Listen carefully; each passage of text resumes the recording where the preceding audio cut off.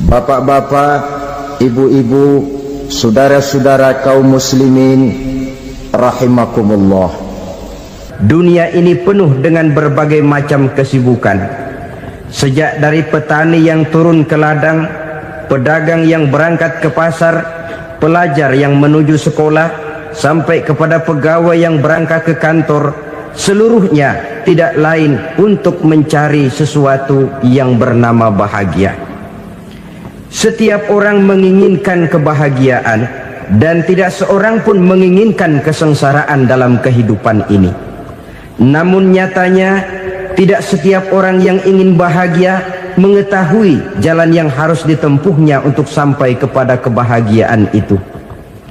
Maka pada kesempatan pertemuan kali ini, saya ingin menyampaikan sebuah hadis dari junjungan kita baginda Nabi besar Muhammad sallallahu alaihi wasallam yang termuat dalam kitab Mukhtarul Ahadits An-Nabawiyah, di mana beliau bersabda, arba'un min sa'adatil mar'i. Ada 4 perkara yang merupakan tanda dari orang bahagia. Saya mau tanya, di antara saudara-saudara yang hadir di sini, apa ada yang kepengen jadi orang sengsara? Ya. Seluruhnya tentu ingin mendapatkan kebahagiaan. Maka menurut resep dari Nabi kita, tanda orang bahagia itu 4. Jadi kalau saudara ingin bahagia, harus mempunyai 4 perkara ini. Yang pertama, orang bahagia itu kata Nabi, darun wasi'un. Punya rumah biar bagus asal gede. Enak ngaturnya, daripada sudah punya rumah kecil adanya di pinggir kali, gubuk, kalau hujan bocor, miring lagi, kiamat. Loh, kalau gitu Islam materialis dong. Hadis ini boleh diartikan dengan makna hakiki, arti yang sebenarnya, boleh diartikan dengan makna majazi, arti kiasan. Kalau dia diartikan dengan arti kias, maka yang dimaksud darun wasi'un ay qalbun wasi'un. Rumah yang luas tidak lain daripada hati yang lapang. Karena di situ kunci kebahagiaan yang sebenarnya. Walaupun kita cuma tinggal di petak berukuran 2 kali 3 meter, kalau hati kita luas-luas rasanya rumah itu. Tapi biar rumah kita halamannya saja puluhan ribu hektar, ada kolam renangnya, kamar tidurnya tidak lagi terhitung. Kalau hati yang menempati rumah itu sempit, maka akan terasa sempit jugalah rumah itu. Tempat bergantungnya tidak lain adalah hati. Marilah kita mencoba melihat berbagai pandangan orang tentang bahagia ini. Ada orang menyangka bahwa bahagia itu kalau dia mendapatkan harta yang sebanyak-banyaknya. Siapa yang banyak harta, dialah raja. Apa yang dia mau, seluruhnya bisa dibeli. Keamanannya, dia bisa menyewa petugas. Seluruh fasilitas untuk menyenangkan kehidupannya bisa dibeli. Pendeknya, hartalah segala-galanya dalam kehidupan. Sampai ada pepatah mengatakan, innad darahima fil amakini kulliha taksur rijala mahabatan wa jalala. Sesungguhnya harta, dinar, dirham, uang di mana-mana selalu bikin hebat orang yang memilikinya. Coba lihat, orang yang punya duit sama yang enggak punya duit, jangan gaya hidupnya, gaya jalannya aja lain. Wahia lisanun liman arada fasahatan, wahia silahun liman arada qitala. Uang adalah senjata yang paling ampuh bagi orang yang mau pergi perang, dan lidah yang paling fasih bagi orang yang mau bicara. Kalau bicara dengan lidah macet, cobalah bicara dengan harta, lancar. Sampai ada pepatah demikian, segalanya bisa diatur dengan harta. Maka di kalangan orang yang berpandangan semacam itu, seluruh kegiatan hidupnya hanya terfokus kepada bagaimana mengumpulkan harta yang sebanyak-banyaknya. tidak peduli halal haram, tidak kenal sore pagi siang dan malam, tidak sempat sujud, jauh dari agama, jauh dari kehidupan yang bersifat ruhaniyah, jauh dari Allah dan sebagainya, sampai dalam Al-Quran dikelompokkan dalam kelompok yang dinamakan lumazah. Allazi jama'a malahu wa 'addadah yahsabu anna malahu akhladah. Mereka mengumpul-ngumpulkan harta sebanyak-banyaknya dan menyangka bahwa harta yang banyak itu dapat mengekalkan hidupnya, mengekalkan kekayaannya, mengekalkan kebahagiaannya. Saudara hadirin yang berbahagia, kalau pandangan hidup ini benar, artinya kalau harta memang merupakan satu-satunya hal yang dapat membuat orang bahagia, tentu di rumah mewah tidak akan pernah ada tangis derita. Tentu di satu tempat di mana fasilitas hidup serba menunjang tidak ada yang namanya penderitaan. Tapi suka dan duka, sedih dan gembira, senyum dan tawa adalah milik setiap orang, baik dia punya harta maupun dia tidak punya harta. Nyatalah bahwa harta semata-mata bukan merupakan jaminan bahwa orang akan bahagia, walaupun tanpa harta orang sulit untuk bahagia. Saya mau cerita, ada orang super kaya, namanya Aristotle Onassis, raja tanker Yunani. Dia punya kapal tanker saja konon sampai 11 banyaknya. Punya perusahaan penerbangan yang disebut Olympic Airlines, punya hotel di berbagai kota besar di dunia ini, sejak dari New York, London, Paris, Rome dan sebagainya. Bahkan punya pulau yang dia namakan Pulau Scorpio. Ini kan namanya sudah kaya nggak tanggung-tanggung, punya pulau. Nah, dia punya 2 orang anak, yang satu laki-laki namanya Alexander, yang satu perempuan namanya Maria Onassis. Seluruh harapannya tertumpah kepada anak lakinya Alexander ini, yang akan meneruskan usahanya, meneruskan kekayaannya, meneruskan dinastinya. Apa yang terjadi? Ternyata anak yang dia harapkan yang bernama Alexander ini mati muda dalam kecelakaan pada waktu dia olahraga. Apa olahraganya? Namanya olahraga anak orang kaya, golongan jet set. Olahraganya olahraga pesawat terbang. Jatuh, ya nggak kapungut, habis mati. Tinggal satu anak perempuannya, Maria Onassis. Tapi anak perempuan ini juga malah urakan. Terakhir dia pacaran, bahkan kemudian kawin sama orang Rusia. Rupanya Aristotle Onassis ini broken. Kekayaannya yang berlimpah ruah, perusahaannya yang begitu banyak, siapa yang akan meneruskan? Siapa yang akan menggantikan? Sampai kemudian dia mengurung diri di Pulau Scorpio dan mati di sana secara mengenaskan. Seorang multijutawan, seorang yang super kaya, mati menyendiri di pulau sepi. Ibarat kata pepatah, anak ayam mati di lumbung. Bukan kekurangan makanan, keurugan makanan. Begitu kehidupan Aristotle Onassis. Dan banyak orang-orang yang sudah demikian kaya sampai dibingungkan oleh kekayaannya sendiri. Telusurilah kehidupan David Rockefeller misalnya, Henry Ford misalnya, Adnan Khashoggi misalnya. Multi jutawan yang kadang-kadang dibuat keder oleh kekayaannya sendiri.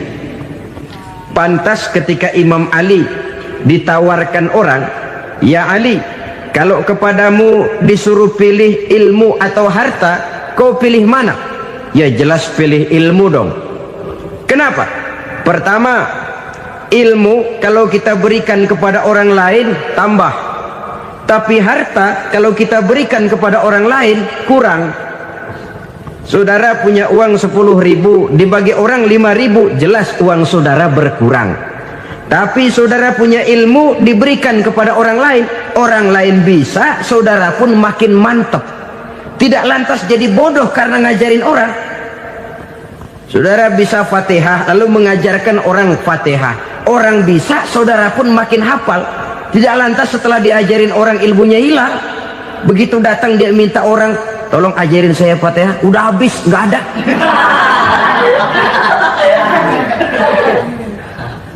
Yang kedua kata Imam Ali, ilmu menjaga kita. Kalau harta, kita yang harus jaga. Makin banyak ilmu, makin terpelihara diri seharusnya. Tetapi makin banyak harta, makin bingung kita jaganya. Sampai kadang-kadang kalau perlu seluruh keliling rumah dipasangi alarm. Belum cukup disewakan anjing besar-besar, pasang di depan pintu, awas anjing galak. Masih belum cukup juga, cari centeng tukang-tukang kepruk jaga rumah. Masih terasa belum aman, padahal rumahnya dikelilingi tembok besar. Di balik tembok ada pintu-pintunya tebal. Di balik pintu itu terbuka masuk kamar, kamar pun ada pintunya, pintunya pun kuat. Masuk ke dalam kamar ada lemari, lemarinya pun pintunya kuat, dikunci, kuncinya pun kuat. Tapi terhadap seluruhnya yang timbul cuma sekedar was-was saja. Kesimpulannya sekali lagi, tanpa harta orang memang sulit untuk bahagia. Tapi harta semata-mata tidak merupakan jaminan orang akan bahagia. Dengan hati yang luas, itu modal utama untuk mencapai kebahagiaan hidup. Orang yang hatinya luas, saudara-saudara, punya hati yang lapang, melihat kenyataan hidup ini, dia bersyukur senantiasa kepada Allah. Lantas tidak timbul hasud dan iri hatinya. Oleh karena itu jiwanya selalu lapang. Kalau tidak, cupik hati namanya, dangkal pandangan, tidak senang melihat orang lain dapat nikmat, dan itu sering dijadikan contoh. Kalau orang yang lapang dada, dia lihat tetangganya beli TV baru, dia berkata, alhamdulillah ya, tetangga kita beli TV, mudah-mudahan kita bisa ikut nonton. Lapang dadanya. Tapi orang yang sempit hati, lihat tetangga beli televisi, meriang. Enggak diapa-apain, meriang. Besoknya dengar tetangga beli motor, makin sakit, ke rumah sakit. Lalu di rumah sakit dengar tetangganya beli mobil, mati.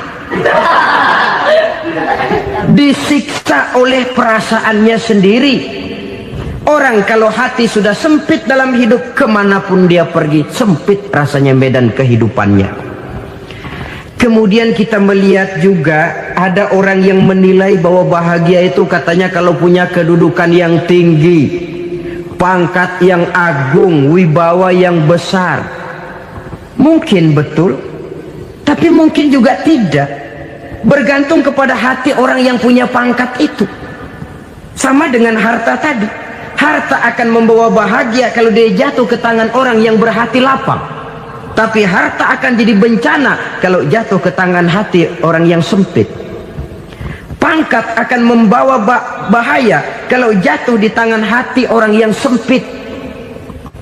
Lebih dari itu, kenyataan mengajarkan kepada kita bahwa ternyata pangkat dan jabatan tidak selamanya memberikan kebahagiaan dalam kehidupan.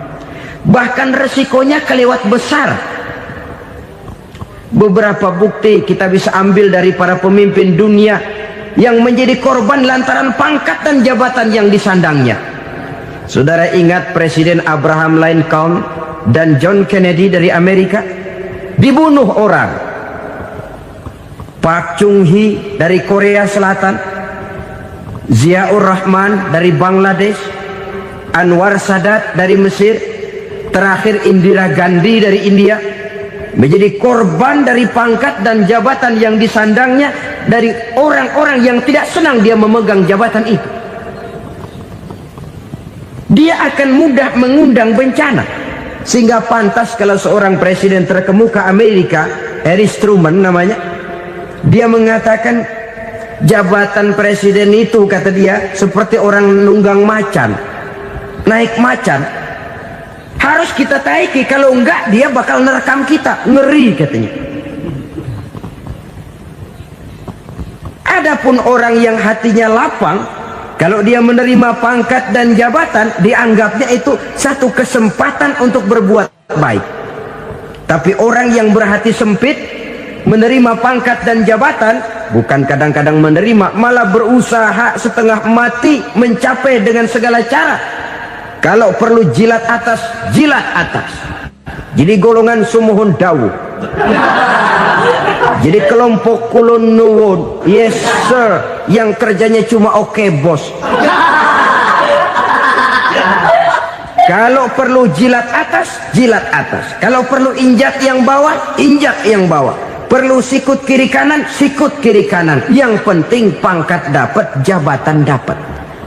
Orang yang semacam ini, kalau sudah mempunyai pangkat dan jabatan, biasanya dia tidak menganggap itu sebagai amanah, tidak menganggap sebagai kesempatan berbuat baik, tapi malah kesempatan untuk memperturutkan hawa nafsunya yang dilatar belakangi oleh kesempitan hatinya tadi. Apalagi kalau orang memperoleh pangkat karena banyak mengeluarkan uang, seakan-akan pangkat dan jabatan itu sekarang macam proyek pakai tender. Siapa yang berani bayar segini naik, nggak berani minggir.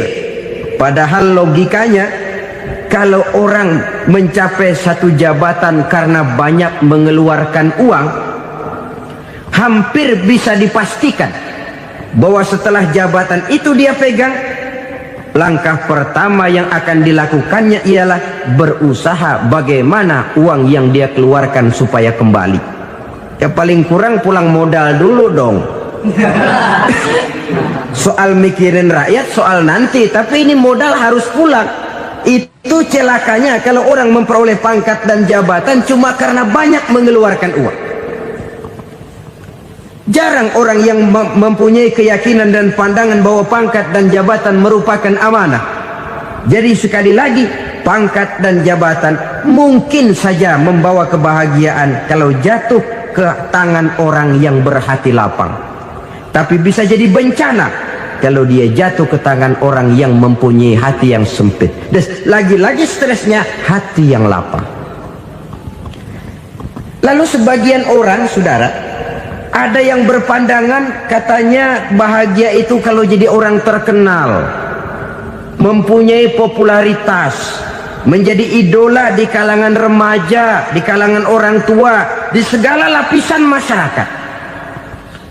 Padahal makin populer orang, makin terikat dia. Ya kalau macam kita ini kan nggak punya nama, nggak populer, tengah malam buta mau nongkrong di warung Tegal aman. Tapi pangkat, jabatan, kedudukan, popularitas menyebabkan kita diikat dengan berbagai macam peraturan. Cuma mandi sama ke WC saja yang nggak dikawal.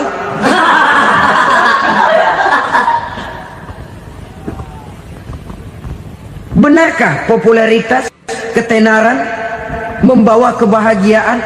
Mungkin ya, tapi mungkin juga tidak. Kenapa? Banyak orang-orang populer yang mengakhiri hidupnya secara tragis. Kita ambil beberapa nama. Di Amerika tahun 60-an ada bintang seksi paling terkenal yang dijuluki seks bom, bom seksi. Sampai sekarang jadi legenda, namanya Marilyn Monroe. Singkatan doublenya itu inisialnya MM, Marilyn Monroe. Terkenal, top, sampai dia mati tahun 62. Namanya sekarang masih saja dibicarakan orang. Kenapa dia bunuh diri? Tidak punya hartakah dia? Banyak. Kurang populerkah dia? Seluruh dunia mengenalnya. Sejak rakyat kecil sampai pejabat tinggi dia punya hubungan. Kenapa? Jenuh.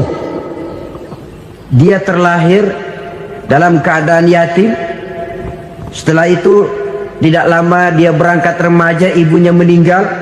Pindah dari wanita asuh ke wanita asuh sampai 12 orang ibu angkatnya. Dan kekecewaan yang paling parah, setiap laki-laki yang dekat dengannya hanya seperti kapal berlabuh. datang dan pergi silih berganti, padahal dia merindukan seseorang yang bisa melindungi hidupnya. Dia rindukan itu dan dia tidak pernah menemukan. Itu yang akhirnya menyebabkan dia minum pil tidur kelewat dosis, minum obat tidur kebanyakan, ya tidur terus sampai sekarang.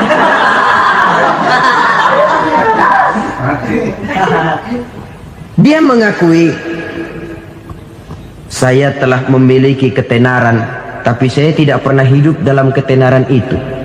Saya pandai main sandiwara, tapi saya ingin hidup dalam alam yang real sebagaimana umumnya orang. Itu yang dia rindukan.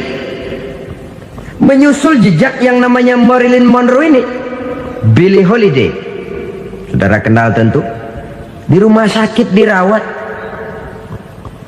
Dia juga minum obat overdosis, mati lagi. Jimi Hendrix minum obat tidur overdosis kelewat batas, mati lagi. Lalu yang menghanyutkan diri di danau, Janis Joplin dan Brian Jones. Ini orang-orang populer, orang-orang terkemuka yang mengakhiri hidup secara tragis, bukan karena tidak terkenal, mungkin karena sudah saking terkenalnya. Contoh paling belakangan, Bruce Lee. Wah, ini tukang-tukang keprok tentu kenal siapa dia.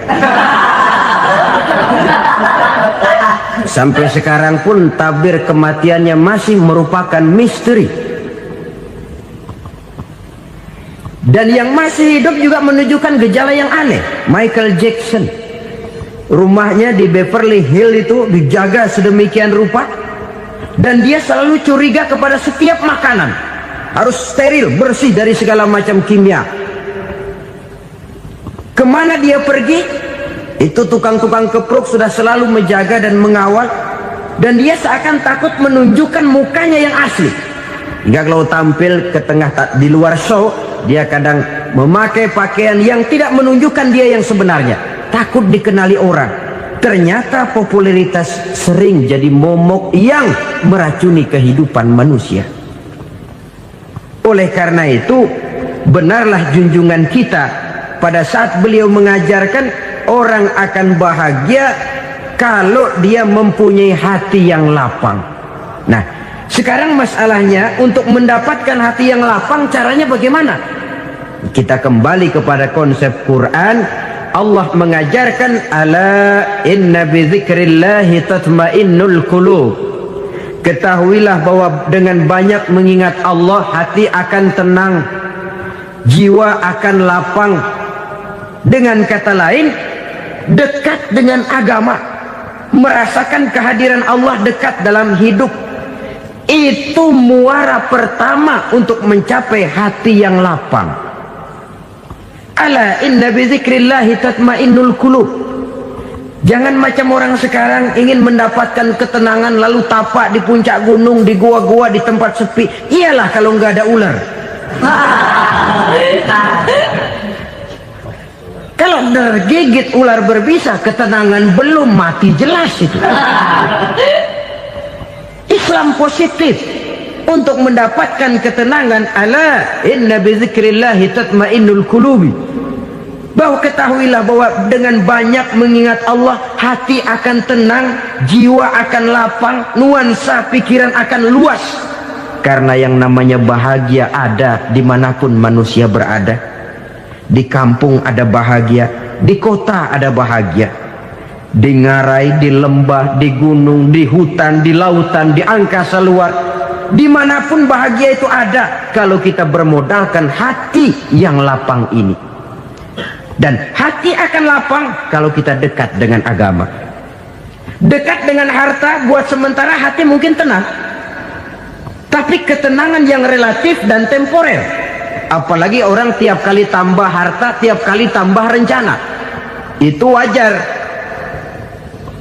Mungkin sebelumnya saudara berpikir, kalau punya duit 5.000 enak nih. Begitu punya duit 5.000, aduh sayang kalau 10.000 aja. Tiap kali tambah harta, tiap kali lain rencana. Makin banyak rencana, makin menjauhkan kita dari yang namanya ketenangan. Padahal ketenangan merupakan unsur utama untuk mencapai bahagia. dan ketenangan itu bermuara dalam hati manusia. Tengoklah kehidupan ini. Orang yang banyak harta dengan orang miskin, berbedakah rasa sakit yang mereka tanggungkan? Rasanya tidak. Walaupun si kaya tidur di kasur empuk berselimutkan sutra mahal, sementara si miskin meringkuk di balai bambu yang keras dan kasar. Apabila maut datang, dia juga tidak pernah pilih bulu. Maut datang menjemput si kaya di singgasana keemasannya, dikelilingi oleh para pengasuh, dayang dan idang serta para pengawal. Dan maut pun datang menjemput si miskin papa, sehingga ia tergelepar di tepian jalan. Kedua-duanya bernama mati. Kalau nyata bahwa sakit yang ditanggung si kaya tidak beda dengan sakit yang ditanggung si miskin, bukan harta semata yang membuat orang bahagia. Hati yang tenang, jiwa yang lapang penuh kedamaian, karena banyak berzikir dan mengingat Allah, itu merupakan modal utama untuk mencapai sesuatu yang bernama bahagia.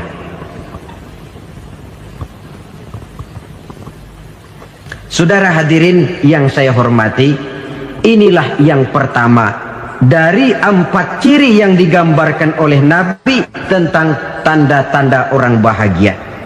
Dan harus berangkat dari yang pertama ini, hati yang lapang. Ini yang harus kita miliki lebih dahulu, baru nanti akan menyusul kepada poin yang ketiga, kedua, dan selanjutnya. Sebab kalau hati sudah terisi dengan jiwa yang lapang, seluruh persoalan insya Allah akan bisa kita atasi dengan sebagaimana mestinya. Yang kedua sekarang, tanda orang bahagia menurut baginda Nabi, markabun syariah. Orang bahagia itu, kata beliau, punya kendaraan biar cepat asal lancar. Artinya kemana dia mau pergi mudah. Apa maksud hadis ini? Kalau kita kaji lebih dalam, kendaraan itu kan alat transportasi. Transportasi tidak lain adalah usaha memudahkan komunikasi. Pindah dari situ kepada teori bahwa manusia adalah zon political, makhluk bermasyarakat yang tidak bisa memenuhi kebutuhan hidupnya secara sendirian. Kita memerlukan keberadaan orang lain dalam kehidupan ini. Untuk memakai baju saja kita sudah perlukan petani yang tanam kapas, pabrik yang memintal kapas jadi benang, pabrik yang menenun benang jadi kain, sampai kepada mesin jahit, sampai kepada tukang jahit. Itu cuma untuk memakai pakaian saja. Tidak seorang pun di antara kita yang sanggup memenuhi kebutuhan hidupnya secara sendiri. Kita perlu orang lain. Maka kebebasan dalam arti mutlak, kebebasan tanpa batas, itu tidak mungkin ada dalam kehidupan. Karena kita mengadakan yang disebut interaksi sosial. Setiap kegiatan kita tentu melibatkan orang lain. Menurut kita barangkali kita bebas jalan di jalan raya semaunya, tapi orang lain berkendaraan pun merasa bahwa ini ada juga jalan haknya, dan begitu selanjutnya. Oleh karena itu, maksud dari kendaraan yang cepat ini adalah khulatuhu ma'as solihin. Lingkungan pergaulannya terdiri dari orang-orang soleh. Pergaulannya luas. Kemana dia pergi ada temannya. Kesulitannya ada tempat dia cerita. Dan kesulitan kalau sudah diceritakan kepada orang lain, taruh kata orang itu tidak bisa menolong, namun menceritakannya kepada orang yang kita percayai, kan paling kurang sudah mengurangi beban jiwa, mengurangi tanggungan batin, merasa masih ada tempat kita cerita. Maka lebih baik orang awam yang mau bergaul ketimbang orang setengah alim tapi ngunci pintu.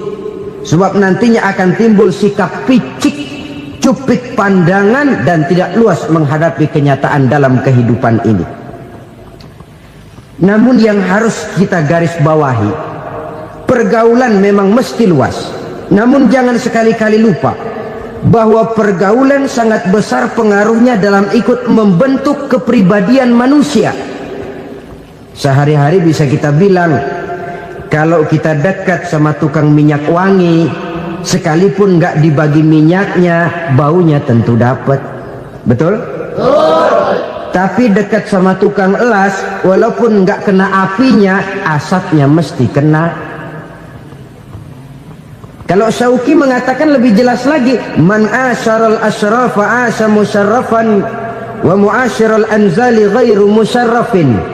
Awalam taral jildal hakira muqabbalan bisagri lamma sara jildal mushaf.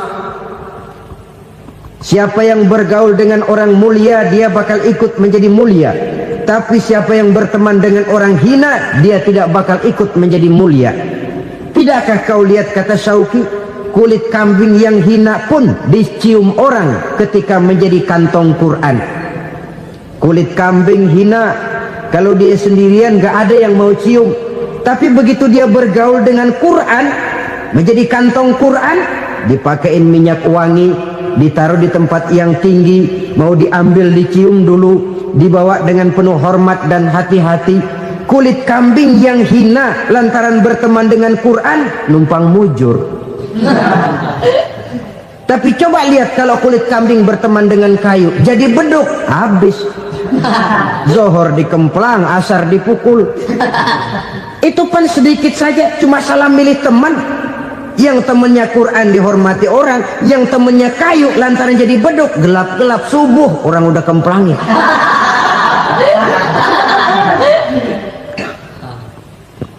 Maka terutama kepada adik-adik remaja yang masih mencari identitas diri, yang ibarat kaset masih kaset kosong, mudah diisi oleh apapun, pandai-pandailah memilih teman dalam bergaul.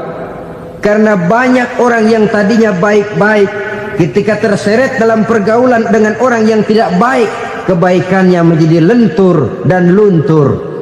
Tapi berapa banyak bajingan-bajingan tengik, orang-orang yang berlumur noda dan dosa, tiap hari melakukan maksiat, namun bergaul dengan orang yang baik-baik, pada akhirnya sedikit demi sedikit beringsut dan berangsur dia terbiasa mengikuti kebaikan-kebaikan.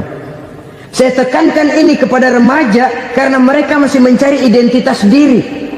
Apa yang mereka lihat mereka mau, apa yang mereka dengar mereka ingin tahu. Coba lihat kehidupan remaja. Pulang nonton film Rambo, pengen jadi Rambo, gagah, maunya belekai melulu. Pulang nonton film Superman, pengen bisa terbang. Pulang nonton India, nyanyi melulu. Wajar, mereka masih mencari identitas diri. Saya ini sebenarnya siapa? Lingkungan, pergaulan akan membentuk itu. Karena itu pandai-pandailah bergaul, karena ia sangat besar pengaruhnya dalam ikut membentuk kepribadian manusia.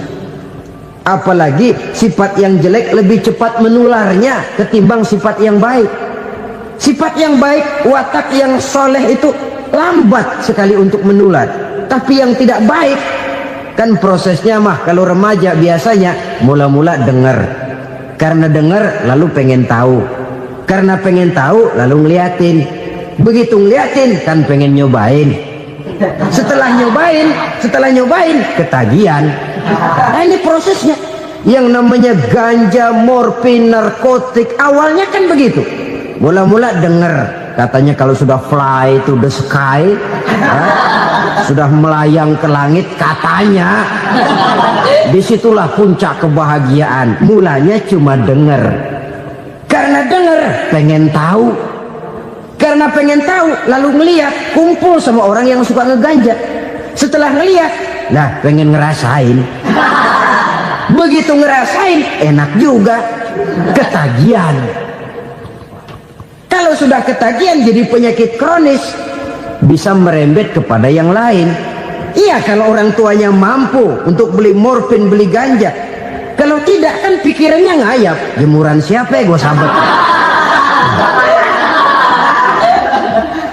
Timbullah perbuatan-perbuatan negatif yang bermula dari salah pergaulan.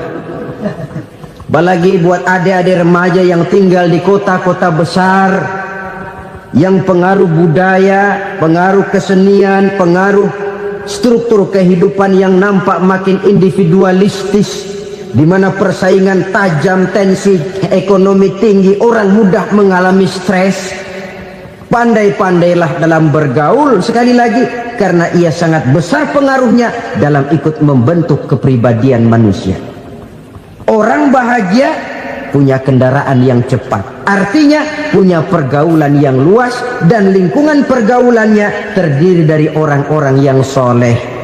Kemana dia pergi, ada teman. Kesulitannya, ada tempat dia cerita.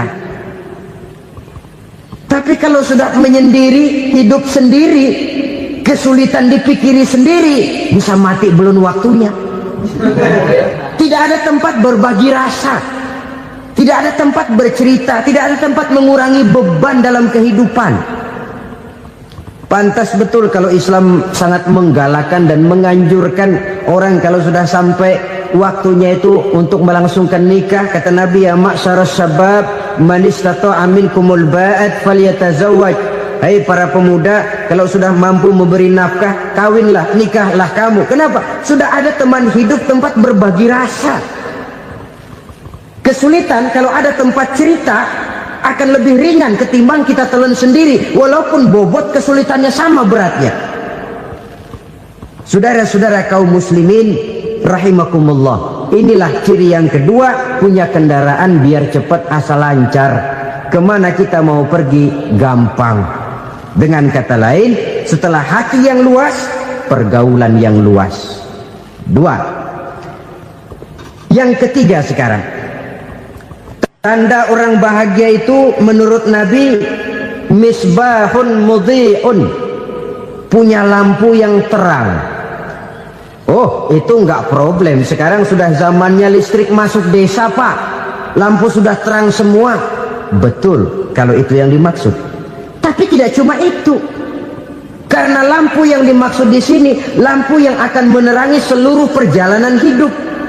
Dan perjalanan hidup itu sudah dimulai sejak kita terlahir ke alam ini, sampai masuk ke alam barzah, kumpul di padang mahsyar, sampai ke akhirat.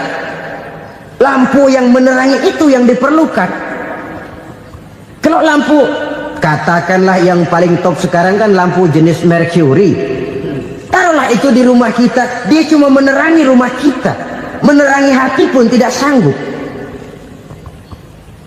Bila kita masuk ke alam barzah, alam kubur, sanggupkah si Mercury yang begitu terang menerangi alam barzah kita? Tidak sanggup lagi. Sanggupkah lampu yang ratusan watt, bahkan puluhan ribu watt menerangi kehidupan di padang mahsyar? Tidak akan sanggup lagi. Kalau demikian, yang dimaksud lampu yang terang di sini apa? Tidak lain amal soleh, kebajikan yang kita lakukan dalam hidup. Itu yang akan jadi lampu penerang. Di dunia nama kita akan terang, jasad kita boleh hancur terkubur tanah, tapi nama kita akan dikenang orang. Begitulah kalau orang meninggalkan kebajikan dalam hidup seperti sekarang. Ribuan orang tiap saat berziarah ke kubur Imam Syafi'i, ke kubur Imam Malik, ke kubur Imam Ghazali, ke kubur orang yang baik-baik, orang yang soleh-soleh. Kebajikannya yang ditinggalkan, yang mengukir namanya dengan tinta emas, sehingga saudara sudah terbaring di alam kubur. Orang lewat, Allah, ini kuburannya Fulan bin Fulan, dulu ini kebaikannya Masya Allah, saya ikut merasakan. Mari kita mampir sebentar, kita Fatihah, mohon disampaikan Allah pahalanya kepada almarhum. Al-Fatihah. Itu kalau orang baik-baik. Lalu saudara tanya, Pak, orang mati dikirimin Fatihah apa nyampe pahalanya? Saya jawab, kalau saudara nggak percaya, mati dulu dah. Nanti saya Fatihain, tungguin di sana, umpama nggak sampai balik lagi kemari. Sekarang ini kan maunya otak-otakan saja, kalau nggak masuk otak nggak percaya. Padahal alam gaib itu nggak bisa diotak-otakin. Sama saja dengan saudara pernah dengar cerita kapal Tampu Mas tenggelam kan? Pernah nggak? Di mana? Ya, di laut Masalembo. Begitu ke Tampu Mas tenggelam, ratusan penumpang itu terjun ke laut, dipermainkan gelombang, berjuang menghadapi maut itu. Orang lagi timbul tenggelam di lautan, dihantam ombak, kita tengokin pakai helikopter. Pak, lagi timbul tenggelam ya? Iya, tolongin. Jangan khawatir Pak, nih saya kirim intan Pak, harganya 10 juta. Kira-kira orang yang timbul tenggelam di laut seneng nggak? Tidak. Kan mahal toh intan 10 juta. Kenapa dia nggak senang? Karena intan 10 juta dalam kondisi seperti itu tidak sanggup menyelamatkan dia. Dia akan girang kalau dikirimin ban mobil bekas, dikirimin papan terentang atau bambu. Intan yang 10 juta dia nggak girang, ban mobil bekas yang 1000 perak tuh pegang, itu yang dia girang betul. Inilah sebabnya Nabi berkata, mal mayyitu fi qabrihi illa kal ghariqil mutaghawwis. Orang yang meninggal di alam kuburnya seperti orang timbul tenggelam di lautan.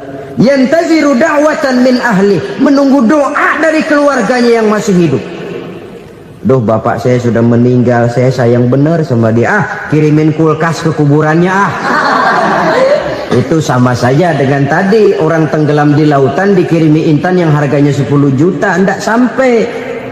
Begitulah kalau kebajikan yang kita tinggalkan dalam hidup, sudah mati pun kubur kita masih diziarahi orang. Tapi kalau jahat yang kita tinggalkan, boro-boro lah orang mau doa lewat dekat kuburan kita juga serem. Tuh bajingan no, dulu mati dipendem di situ tuh. Jangan lewat situ, ntar kesurupan, jangan. Lewat saja orang ngeri. Konon lagi membacakan Fatihah dan mengirimkan doa. Hidup pada hakikatnya adalah kesempatan untuk berbuat baik. Maka sekali kesempatan itu diberikan, manfaatkan dengan sebaiknya. Sebab kesempatan kedua tidak akan pernah ada. Kesempatan berbuat baik di sini, di akhirat sudah pembalasan namanya. Sekali kesempatan itu dicabut, dia tidak akan pernah dikembalikan lagi. Kata Iqbal, hidup tidak mundur ke belakang, Bung. Berhenti diinjak orang, mundur hancur.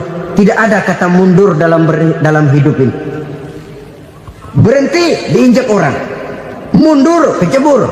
Tidak ada kata lain, harus maju dalam kehidupan dalam artian yang positif.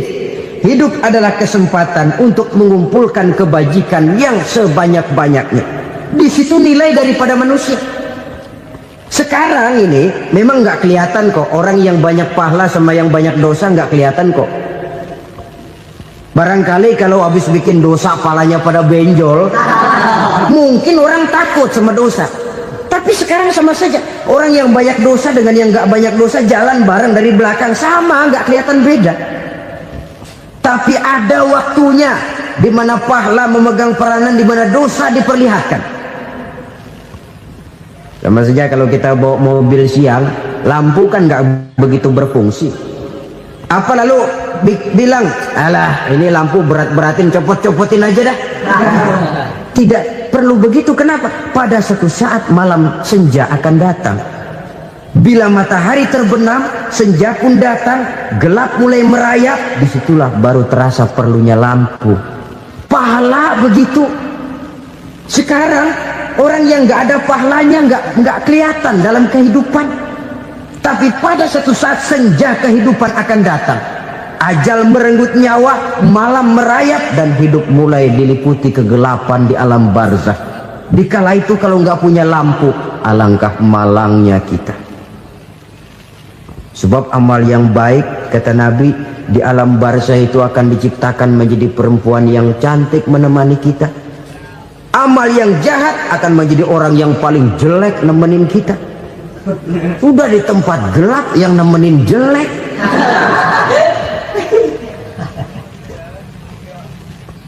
Kaum muslimin rahimakumullah.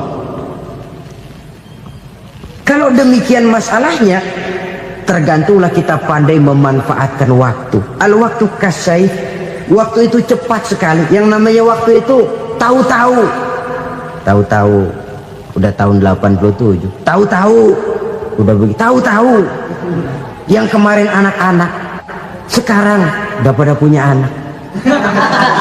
Tahu-tahu saja itu. Begitu cepat waktu berlalu. Kalau tidaklah pandai kita memanfaatkannya, akan rugi kita. Nabi bersabda, man kana yaumuhu khairun min amsihi fahuwa rabih.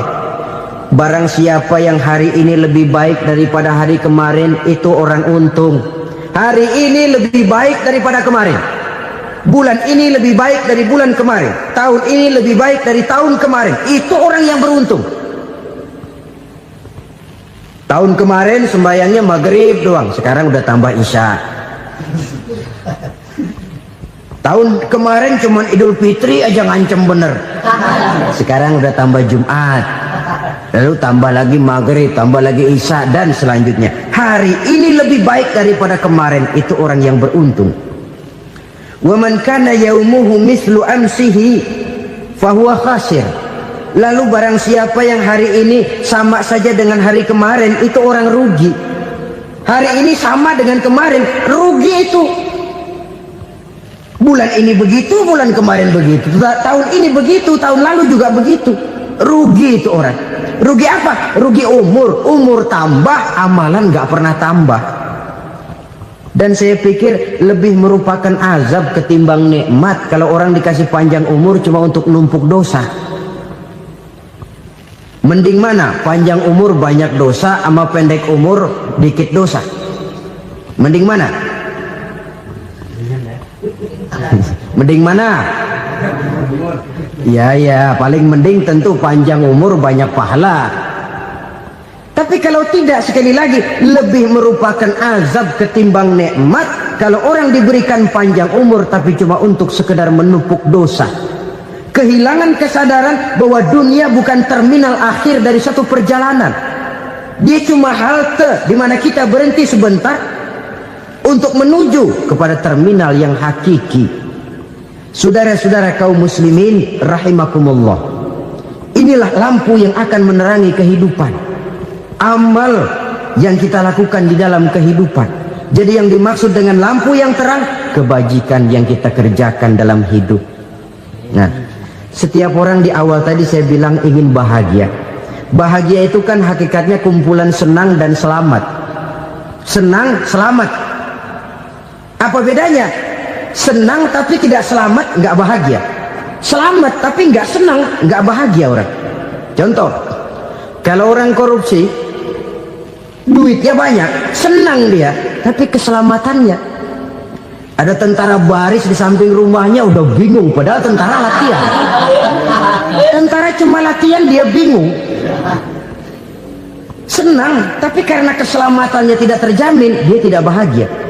Sebaliknya pegawai negeri jujur benar, cuma segaji-gajinya, selamat nggak korupsi tapi melarat, ya nggak bahagia juga, kurang senang. Kesenangan dan keselamatan untuk dunia saja, ya sekali lagi, kalau cuma sekedar untuk dunia saja, bisa dibeli pakai uang, bisa dibeli pakai uang.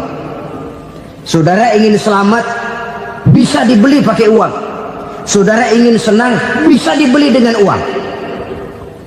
Tapi setelah mati masuk ke alam barzah, habis kekuasaan uang. Nggak bisa lagi beli keselamatan pakai uang, tidak mungkin lagi membeli kesenangan dengan uang. Di situ pahala yang megang peranan. Makin banyak pahala, makin banyak saham untuk membeli kesenangan dan keselamatan, untuk memperoleh yang namanya bahagia. Dan jangan lupa loh, di alam barzah kita nggak sebentar, menunggu datangnya kiamat. Loh iya, kalau kita begitu dikuburin terus kiamat datang, untung. Tapi kalau masih harus 1000, 2000, puluhan ribu tahun yang akan datang, dalam satu penantian yang begitu lama, tanpa saham untuk memperoleh kebahagiaan, satu kemalangan yang tidak ada pernah putus-putusnya. Janganlah tergelincir oleh kebahagiaan sebentar yang menipu dengan mengorbankan kebahagiaan hakiki yang berjangka panjang. Apa artinya senyum sejenak kalau harus ditebus dengan tangis seumur hidup? Biarlah kita minum jamu, pahit memang, getir memang, tapi kan besok badan sehat. Daripada sekarang minum sirup, manis memang, enak memang, tapi bibir pada jontor besoknya.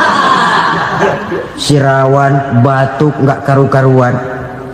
Banyak orang tertipu oleh kesenangan yang sebentar, padahal laisa kullu ma yalma'u zahaban. Belum tentu semua yang berkilat itu emas, belum tentu semua yang gemerlap itu intan.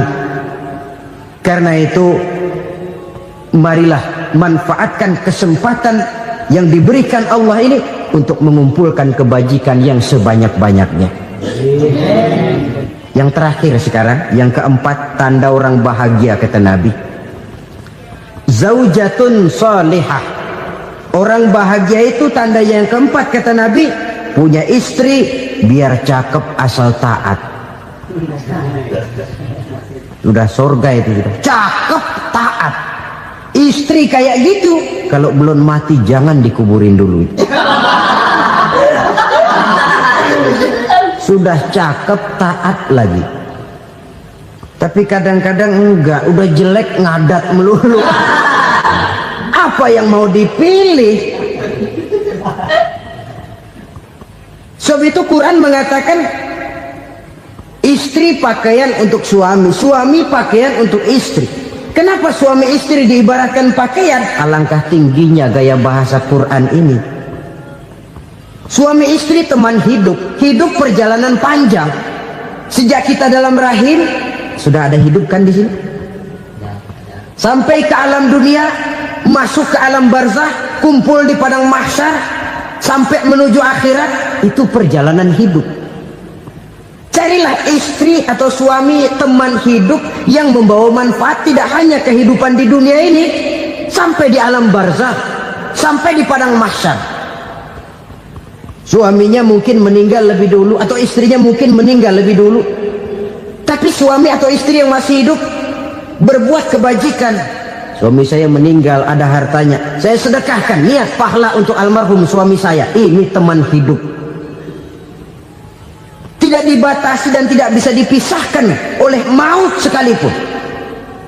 Zohirnya mungkin pisah, badannya mungkin pisah, tapi hatinya, jiwanya, kebersamaannya dalam menghadapi kehidupan.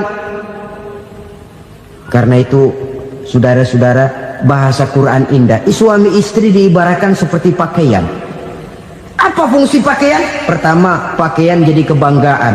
Artinya suami harus menjadi kebanggaan istri, istri harus jadi kebanggaan suami. Yang kedua, pakaian itu kan fungsinya menutup aurat. Artinya sesama suami istri harus saling menjaga kekurangan masing-masing. Jangan malah sesama suami istri saling membongkar rahasia dan aibnya sendiri-sendiri. Istrinya diceritain jeleknya di mana-mana, atau suaminya dibongkar rahasianya di pasar umum. Itu sudah tidak lagi berfungsi sebagai pakaian.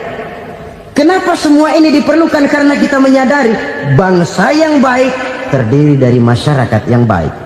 Masyarakat yang baik merupakan susunan dari warga yang baik. Warga yang baik adalah terdiri dari rumah tangga yang baik. Dan rumah tangga yang baik merupakan susunan dari pribadi yang baik. Dari situ langkah dimulai. Membangun satu bangsa yang baik diawali dengan membangun rumah tangga yang baik, dengan menciptakan pribadi-pribadi yang baik. Sehingga dari sini diharapkan berkembanglah nilai-nilai kebaikan. Orang akan bahagia mempunyai istri yang soleh. Kenapa? Tidak ada seorang suami bisa sukses jadi apapun dia, apapun profesinya. Dokterkah, kiaikah, mubalikah, petanikah, pengusahakah, pejabat tinggikah, tidak ada seorang suami yang bisa sukses tanpa peran serta istrinya. Walaupun memang peranan itu tidak begitu kelihatan, tapi sangat menentukan. Karena itu, saudara hadirin yang saya hormati, Islam sangat menghargai kaum wanita, memberikan kedudukan yang tinggi sepanjang tidak mematikan kodrat kewanitaannya. Nah, kalau sudah kesuksesan ini diawali dari rumah tangga, karier di masyarakat mudah untuk dikejar. Tapi keberantakan di rumah tangga merupakan kegagalan pertama di tempat lain. Nah, inilah saja yang dapat Al-Fakir sampaikan pada pertemuan kali ini. selalu berusaha menyimpan sesuatu yang bisa membawa manfaat, baik untuk dirinya, untuk anak cucunya, maupun untuk keluarganya, untuk masa kini dan masa depannya. Kadang simpanan itu berbentuk uang, kadang berupa tanah, lain saat berbentuk pabrik, dan lain sebagainya. Sementara masa depan yang paling pasti adalah akhirat. Jika untuk masa depan dunia kita rela memeras keringat, membanting tulang, pergi pagi dan pulang petang, menyimpan uang, menyimpan tanah, menyimpan pabrik, pernahkah kita merenung jika satu saat kiamat datang, kita dibangkitkan dari kubur masing-masing, berdiri di padang mahsyar untuk mempertanggungjawabkan seluruh kegiatan hidup kita di dunia ini, lalu kita akan menuju ke alam akhirat. Sudahkah kita mempunyai simpanan untuk akhirat kita? Pada pertemuan kali ini saya ingin menyampaikan sebuah hadis di mana Rasulullah sallallahu alaihi wasallam bersabda, "Arba'un min kanzil jannah." Simpanan sorga ada 4 macam. Yang pertama, ikhfa'us sadaqah, menyembunyikan sedekah. Saudara-saudara kaum muslimin, sebagaimana yang kita maklum bahwa Allah Subhanahu wa taala melebihkan sebagian rezeki dari kita terhadap yang lain. Ada yang kaya, ada yang setengah kaya, ada yang miskin, ada yang setengah miskin, dan selanjutnya. Ada yang gajinya kecil tapi penghasilannya gede. Ada yang penghasilannya gede tapi nggak punya gaji.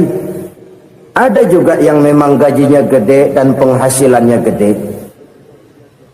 Kelebihan rezeki merupakan sunnatullah dan tidak harus membuat kita merasa lebih dari yang lain.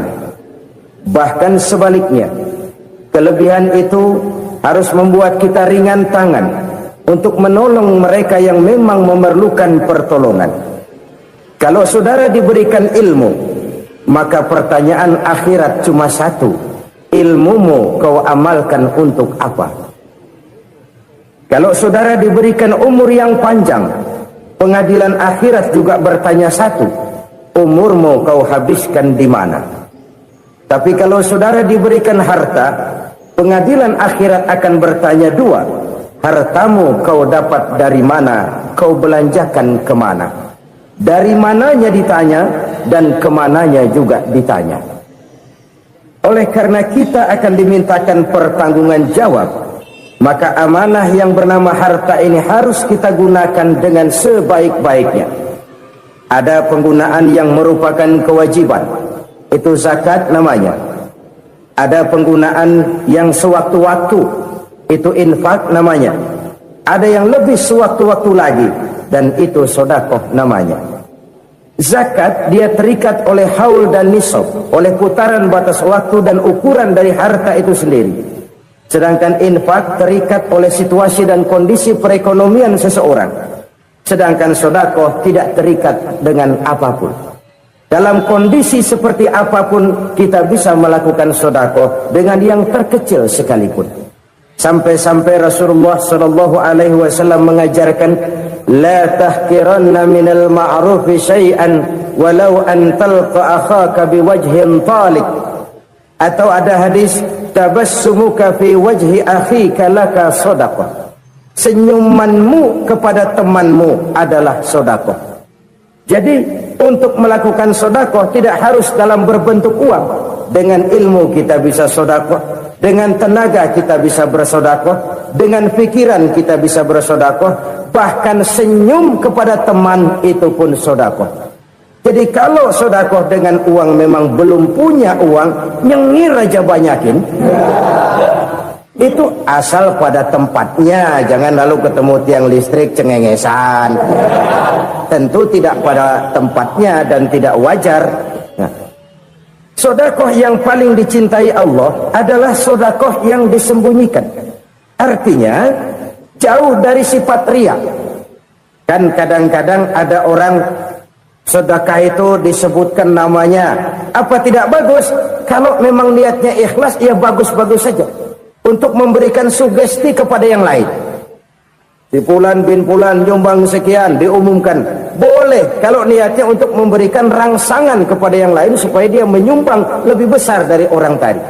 Tapi kalau itu mendatangkan riya, maka sedekah yang paling dicintai Allah adalah sedekah yang disembunyikan. Tangan kiri saja tidak tahu apa yang diberikan oleh tangan kanan. Sedekah yang dilakukan dengan ikhlas akan merupakan perbendaharaan surga, tersembunyi dari pandangan orang lain, tidak seorang pun tahu.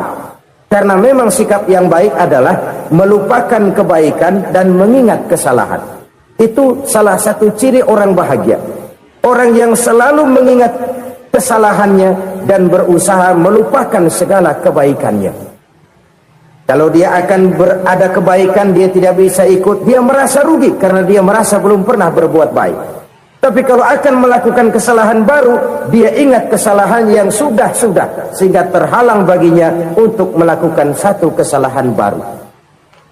Demikianlah saudara-saudara, bahwa Allah melebihkan rizki sebagian kita dari yang lain, agar terjadi tolong-menolong dalam kehidupan ini.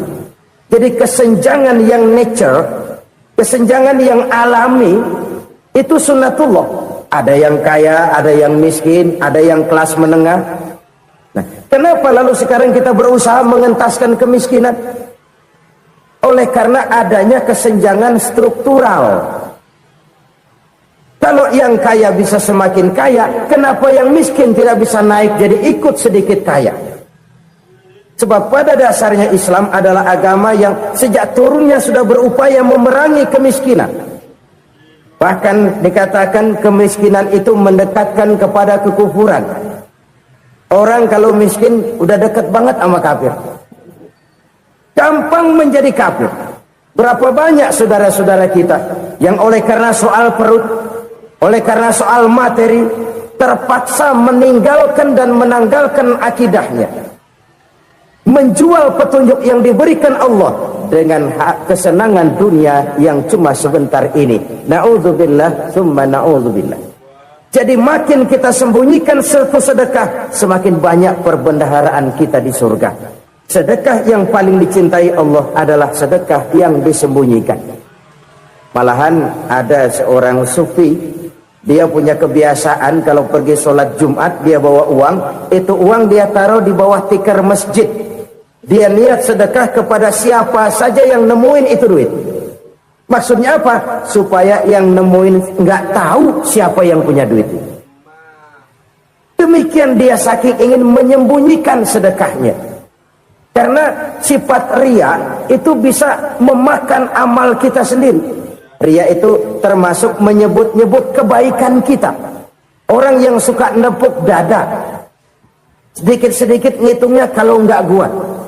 Tuh kalau nggak gua tuh yang belas itu kalau nggak gua.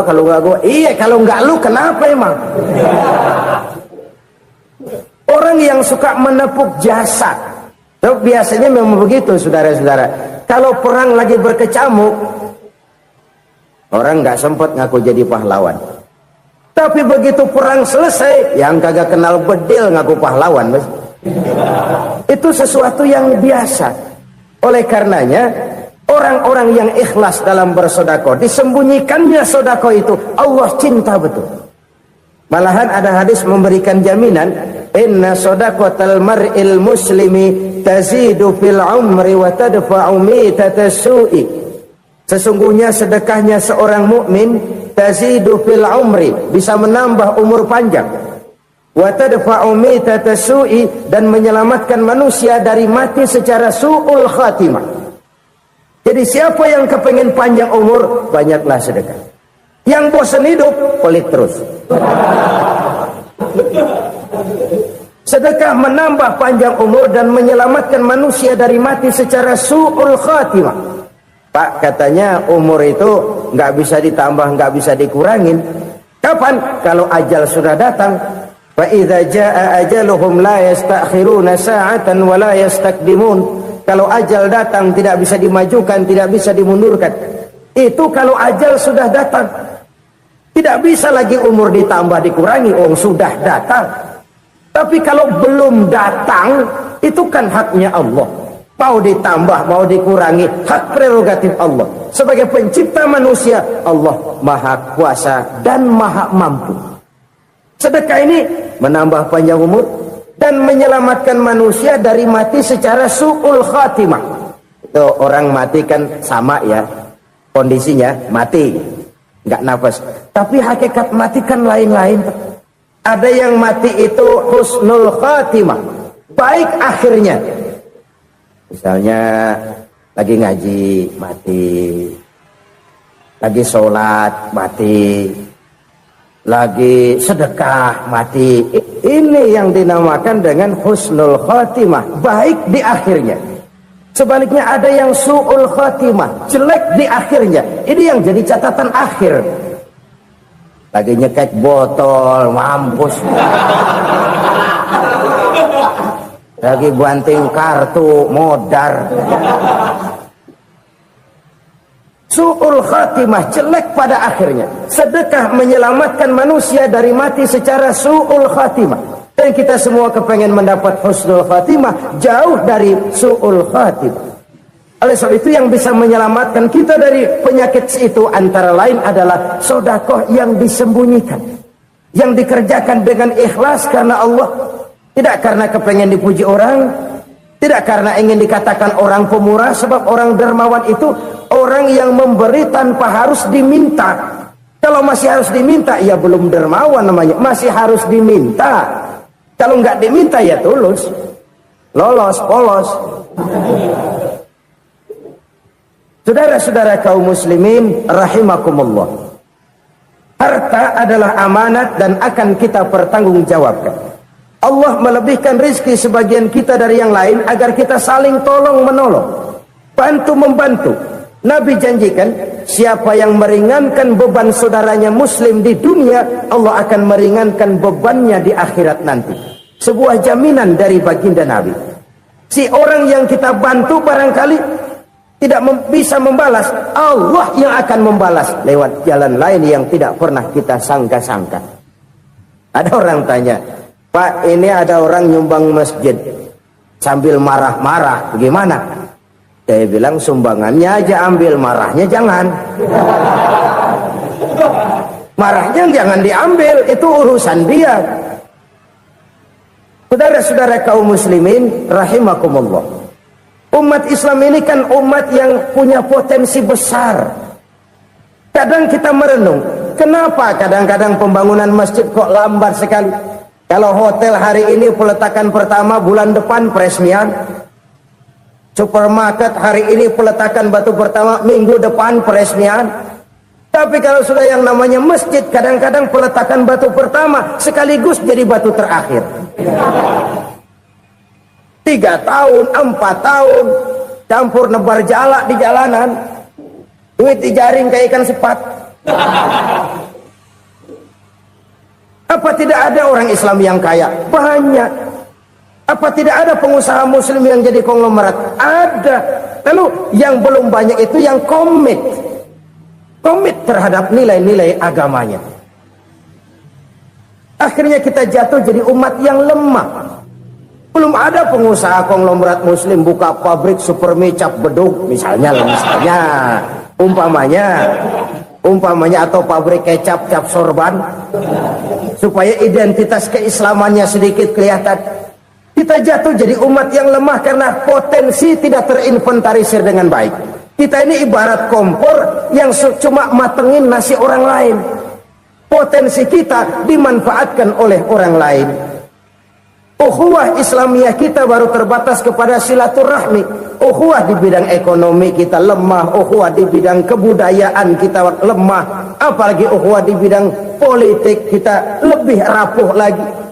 Padahal ukhuwah itu adalah totalitas kehidupan manusia, menyangkut ipolexos bud, memerlukan nilai-nilai ukhuwah.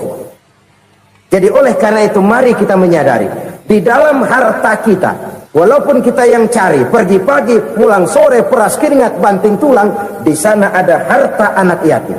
Di sana ada hak masjid. Di sana ada hak pesantren, di sana ada hak jihad. Berbahagialah seseorang apabila dia oleh Allah dijadikan keran.